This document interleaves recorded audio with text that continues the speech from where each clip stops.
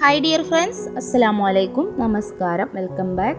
അപ്പോൾ ഇന്ന് നമ്മൾ നല്ലൊരു അടിപൊളിയായിട്ടുള്ള ഒരു ചട്നിയുടെ വീഡിയോ ആയിട്ടാണ് കേട്ടോ വന്നിട്ടുള്ളത്. അപ്പോൾ ഇത് ദോശയ്ക്കും ഇഡ്ഡലിക്കും ഒക്കെ കഴിക്കാൻ പറ്റിയ നല്ലൊരു അടിപൊളി ചട്നിയാണ്. ഇത് നമ്മൾ തേങ്ങ ഒന്നും യൂസ് ചെയ്യാതെ ഉണ്ടാക്കിയിട്ടുള്ളൊരു ചട്നിയാണ് കേട്ടോ. അപ്പോൾ നല്ല ടേസ്റ്റിയാണ്. അപ്പോൾ എല്ലാവരും ഇതൊന്ന് കണ്ടിട്ട് ട്രൈ ചെയ്ത് നോക്കുക. ട്രൈ ചെയ്ത് നോക്കുന്ന സമയത്ത് ഫീഡ്ബാക്ക് എന്തായാലും കമൻറ്റ് ബോക്സിൽ ഒന്ന് എഴുതി അറിയിക്കാൻ ആരും മറക്കരുത് കേട്ടോ. അപ്പോൾ നിങ്ങളുടെ കമൻസൊക്കെയാണ് നമുക്ക് അടുത്ത വീഡിയോ ഒക്കെ ചെയ്യാനുള്ളൊരു പ്രചോദനമായിട്ട് കിട്ടുന്നത്. അപ്പോൾ എന്തായാലും കമൻറ്റ് അയക്കണം കേട്ടോ. പിന്നെ വീഡിയോ ഇഷ്ടപ്പെടുകയാണെങ്കിൽ ലൈക്ക് ചെയ്യുക, മറ്റുള്ളവരിലേക്കും കൂടെ ഒന്ന് ഷെയർ ചെയ്ത് കൊടുത്ത് നമ്മളെ സപ്പോർട്ട് ചെയ്യുക കേട്ടോ. പിന്നെ നമ്മുടെ ചാനലിൽ ആരെങ്കിലും പുതിയതായിട്ട് നമ്മുടെ വീഡിയോ കാണുന്നവരുണ്ടെങ്കിൽ ചാനൽ ഒന്ന് സബ്സ്ക്രൈബ് ചെയ്തിട്ട് കാണണേ, അത് മറക്കരുത്. അപ്പോൾ ഓക്കെ, നമുക്ക് വീഡിയോയിലേക്ക് പോകാം. അപ്പോൾ ഇതിനായിട്ട് ആദ്യം ഞാൻ ഇവിടെ നിലക്കടലയാണ് എടുത്തിട്ടുള്ളത്. അപ്പോൾ ഞാനൊരു കപ്പാണ് കേട്ടോ, ഒരു കപ്പല്ല 1/4 കപ്പ് കടല എടുത്തിട്ടുണ്ട്.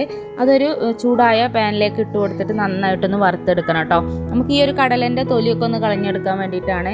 പിന്നെ ഇത് പച്ച കടലല്ലേ, അപ്പോൾ ഇതൊന്ന് വറുത്തിട്ടെടുക്കണം.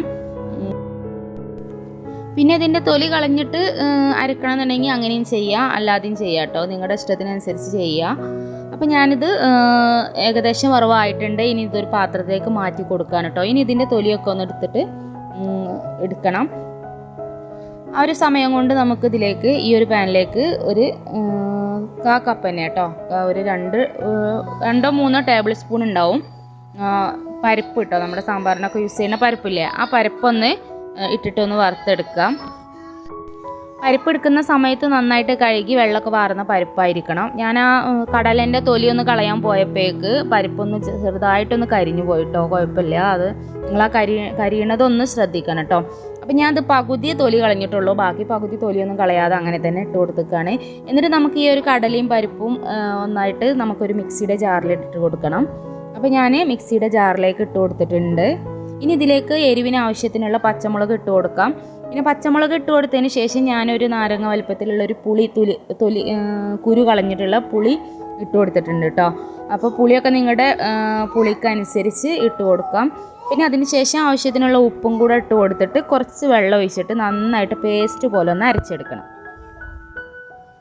ഇപ്പോൾ ഇതാ ഞാൻ ഇവിടെ നന്നായിട്ട് സ്മൂത്തായിട്ട് അരച്ചെടുത്തിട്ടുണ്ട്. ഇനി ഇതൊരു ബൗളിലേക്ക് മാറ്റി കൊടുക്കാം.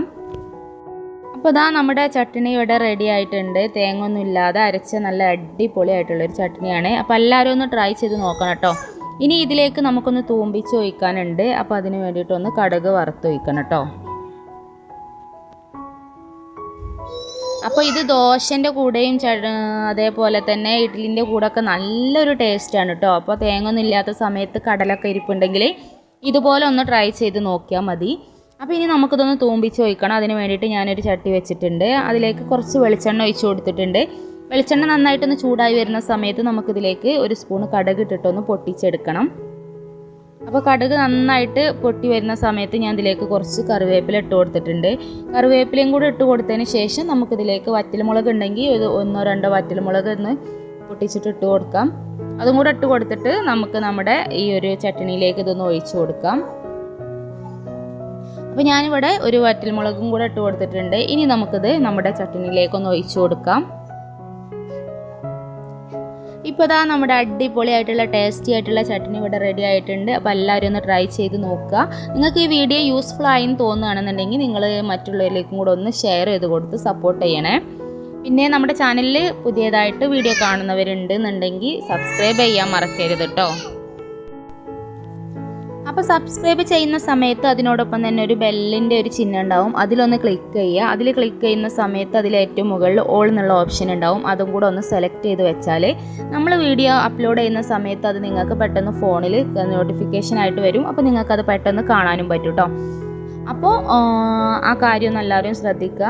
സബ്സ്ക്രൈബ് ചെയ്യാതെ കാണുന്നവർ എന്തായാലും ഒന്ന് ഇപ്പം തന്നെ പോയിട്ട് ആ താഴെ കാണുന്ന ആ ചുവന്ന കളറിലുള്ള സബ്സ്ക്രൈബ് ബട്ടൺ ഒന്ന് ഞെക്കിയിട്ടൊന്ന് കാണുക കേട്ടോ. കാരണം ഞാൻ അതിങ്ങനെ പറയാൻ കാരണം നമ്മൾ വീഡിയോ കാണുന്നവർ കൂടുതൽ ആളുകളും സബ്സ്ക്രൈബ് ചെയ്യാതെയാണ് കാണുന്നത്. അപ്പോൾ ഒന്ന് സബ്സ്ക്രൈബ് ചെയ്തിട്ട് കാണാം കേട്ടോ, അത് മറക്കരുത്. അപ്പോൾ അതാ നമ്മുടെ അടിപൊളിയായിട്ടുള്ള നമ്മുടെ ടേസ്റ്റി ആയിട്ടുള്ള ചട്നി ഇവിടെ റെഡി ആയിട്ടുണ്ട്. ഇത് ദോശയുടെ കൂടെ ഇഡ്ഡലിയുടെ കൂടെയൊക്കെ കഴിക്കാൻ നല്ല ടേസ്റ്റാണ്. അപ്പോൾ എല്ലാവരും ഒന്ന് ട്രൈ ചെയ്ത് നോക്കുക. കമൻറ്റ് എന്തായാലും മറക്കാതെ അറിയിക്കുക. പിന്നെ വീഡിയോ ഒന്ന് ലൈക്കും കൂടെ ചെയ്തേക്കൂട്ടോ. അപ്പോൾ ഓക്കെ, അടുത്ത നല്ലൊരു ഉഷാർ വീഡിയോ ആയിട്ട് നമുക്ക് വീണ്ടും കാണാം. അതുവരെ എല്ലാവരും ഹാപ്പി ആയിട്ടിരിക്കുക, സേഫ് ആയിട്ടിരിക്കുക. ഓക്കെ, എല്ലാ കൂട്ടുകാർക്കും അസ്സലാമു അലൈക്കും.